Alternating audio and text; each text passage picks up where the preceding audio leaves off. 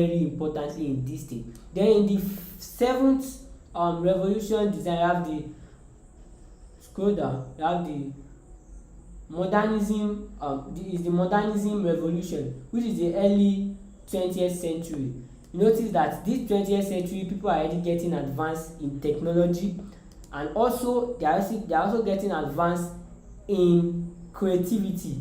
The more we come into the new age, the more creativity evolves. If we move past this age and we are trying to picture how 2600 will be, we are going to see that if there is still chance in 2600 to exist, notice that many people will have advanced more in age. As age is advancing, the taste and the creativity in design is advancing. There was a stage that there was nothing like NFT. There was a stage that there was nothing like animations, 3D art. There was a stage that there was nothing like such.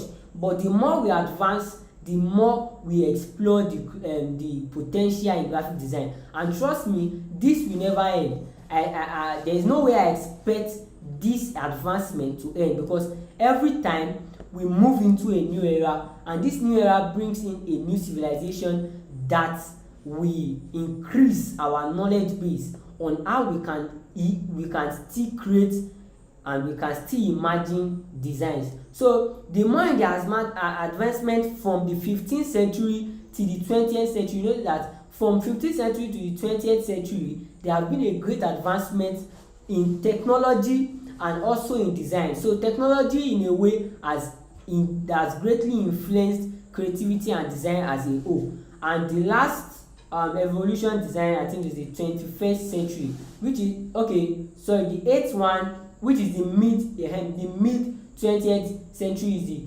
post-war graphic designs. So rapid growth, especially in USA, with corporate branding gaining prominence. So you notice that people in advanced country, as I said in the second class, they want to start building their companies and they need brand identity for their designs. So this doesn't incorporate only visual designs, because in the other centuries you notice that what they do more is that they focus more on visual designs. They focus more on designs that you can only see and designs that can only just be designed. So these people move more to creating brands, designing on other on other platform, not just digital things that you can see. They get to design maybe on poster walls, they get to design on 3D, they get to design on other things, just to incorporate the brand spirit. Then also we are going to be checking the ninth type of evolution design, which is the digital evolution, which is the late 20th century. So this one, computers and desktop publishing transformed graphic design, making digital creation and distribution accessible. So it means that you can no longer, it's not just a civilization where you get to design and just to see what you design and not just to collect it as a digital copy. It is to say that then they begin to create more of A4 papers, A3 papers, where you get to they print on the printers, they print using printers what they've designed on the computer. So in this stage you get to notice that they create more on DIs, which is the direct image system. They use direct image system, they use other systems so as to bring out the hard copy, likewise the soft copy with computers. So this stage has a great and also has a significant role to play in the evolution type of design, because people don't just get to see their designs only, but they get to feel, touch, and they get to see the exact intent of their design. If they are working on a 3D design or a 3D printing now, they get to see what they need and they get to touch it, they get to bring it into life. So design do not just stay in a stage where you get to see it as a person, but you get to bring the design in your mind, bring the design you've achieved or you've done to life, then bring it to reality.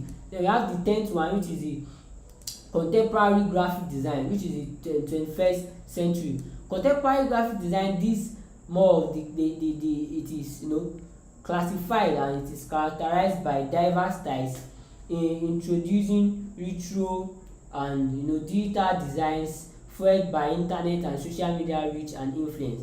So this type of designs dey deals more of posting designs on social medias, doing advertisement designs, so people get to know them, people get to see what they are advertising, people get to know what they have for their products. And so far, from the 15th century down to this century, we notice that the design journey and design activities have actually been great. From the stage in which they use symbols, likewise icons, to the stage in which they use their environment to create a designs, from the stage in which they use grid based system, to the stage in which they use the computers and they use printers to print their designs, has actually been a great journey through the design evolution. So briefly, this is just to show us how design as a whole has actually helped us and how it's still going to help us, because I believe that there is still more to uncover in the area of design, and every year, every century, we get tons of important things that we get to uncover as design is concerned. So briefly, this is just the evolution and the history of how graphic design started. So in few minutes, what we do tonight is that we are going to learn the principles of design, and we are going to pick the important terminologies in this principle of design. So in a way, you get to know these terminologies and know how to use them appropriately. So now we are starting with they compare the design to a music. Is natural. We naturally enjoy it comprehensively. We relax the quality of sound and music generally, and that's it. So what they mean here is that design is like music. Design can be enjoyed. If you are a good designer, that's why we need a seasoned designer, so as to bring out the creativity and so as to bring out the quality in the design. Because we can hear bad music and we can hear good music, as music is classified into bad music and good music. Depending on how comprehensive the music is, we determine how sweet you will be able to hear it. So you might be hearing some music that it will just be a noise to your ear because it's not really comprehensive, and the quality of sound, the quality of bass, and the quality, maybe the frequency, and other components that makes up a good design, a good music, is not in the music. So this shows that to achieve a good design specifically, you need to accumulate all these qualities which takes the design principles, the design elements, and also other important things that you need for your design. Then we are moving to the next row, which is the music is composed. Remember that good music has a lot of layers and different sounds harmoniously put together in such a manner that we forget the individual sound layer. So you notice that all music, we listen to music every time, and in some way we get to notice that if the music has a great sound, if the music is really structured and put together in a way that is good, it will reach a stage in which you even forget about the way the music is flowing. Then unconsciously you are carried away by what you hear, and you are moved, you are impressed by what the person is singing or the person is saying. In short, to move into the principles of design, we must be able to picture the fact that a graphic design is like a music, and when you are designing, you must understand that it must be a good design. It must be seasoned with good and important things, so as to bring out the best thing, the best quality of sounds in the design in which you are making, the best quality of sounds in the music you are making. So depending on the quality of sound, we determine the quality of the music that you are going to hear, and the quality of the music also will determine how people will engage with your design and how they will be impressed about your design guide life as a whole. There are many principles that guide life, and if we don't understand the principles of life, the basic principles of life, we tend to die easily. Yes. So in this sense, we need to understand the principles that culture, the principles that guide design as a whole, so as not to make some important and basic mistake that will rupture the whole thing you have been designing. And if you understand this, it will lead to a great enhancement and improvement in your design journey. So the first principle of design we are going to be studying is harmony.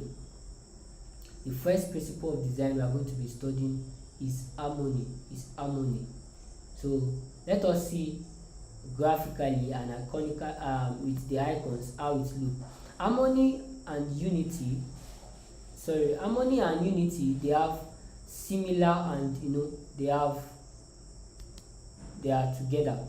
You can also say harmony and you can call it unity. Harmony and unity, they are the principles of design. Is the first principle of design which I will discuss with, and you need to be conscious. You need to understand this principle, as it has three major types, which deals with the proximity, the continuation, and the similarities.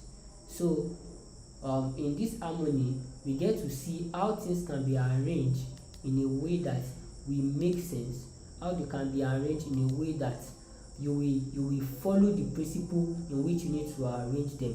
It needs to have harmony, and when they are talking about harmony, it needs to be united. Let me bring it out in a more simpler form.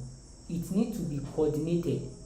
Your design ought to be coordinated and not scattered designs, and not designs that don't have the head and tail. And that's why we'll be talking on harmony as the first point. So we will see proximity now.